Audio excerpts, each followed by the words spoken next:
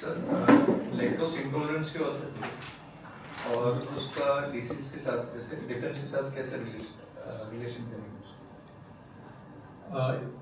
We took it from the other angle first. In all the North India, especially Punjab, Haryana, even UP belt, it is very much, you can say, understood from the studies that all these generations belong to this area had a more lactose tolerance. They used to take more milk. They used to digest more milk products than the other areas of the not country, all over the world. तो tolerance क्यों है पहली बात, फिर intolerance पे आते हैं किसी चीज़ की. इंटॉलरेंस फॉर ग्लूटेन क्यों है, इंटॉलरेंस फॉर फ्रूट्स क्यों है, इंटॉलरेंस फॉर मिल्क क्यों है. तो एक वाइड रेंज से पढ़ते हैं उसको कि जब हमारा सिस्टम उसको इजीली डाइजेस्ट करता है तो क्यों करता है. बोलते हैं कि all this area peoples has a good enzymes, more enzymes to digest this milk products. तो इससे उल्टा when your body does not have least number of the things will vary according to race, according to area in which we are living. We people was living in this area because of this area used to aggression बहुत था, fight करना था, border था, यहाँ से सब invaders आते थे. तो basically vegetarian है, मतलब families है जैसे इधर की ज़्यादा, अभी non-veg ज़्यादा बढ़ गया, लेकिन basically हम सब vegetarian थे. वेजिटेरियन में सबसे ज़्यादा स्ट्रॉन्ग खुराक को दूध दही माना जाता है.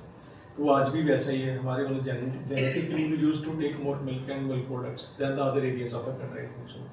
इससे उल्टा जहाँ पे नहीं डाइजेस्ट हो रहा, it means their system is not having the proper hormones. अब इसको दूसरे लेवल पे हम देखते हैं कि इंटरनली जब भी हमें किसी चीज़ के लिए इंटॉलरेंस है, बहुत लोग हमने ट्रीट किए मिल्क के लिए. ऐसे नहीं कि कोई हमने दूध से बनी दवाई दे दी उसको, तो जो भी उसके सिम्टम्स है उसके हिसाब से. इवन कई बच्चों को, मतलब ऐसे बच्चे हैं जिनको even they could not able to tolerate the lactose, touch of lactose, they used to inflame their system, local inflammation आता था. ऐसे भी 1-2 बच्चे मैंने देखे.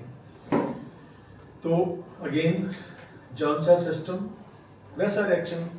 We take one example of wheat allergy है. फर्स्ट वीट एलर्जी के जो 2 टेस्ट होते हैं हमारे पास, एक IgG-A और एक IgG-E. IgG-E is a normal, you can say, allergy test for all the allergies basically. So allergy we got on the different systems, right?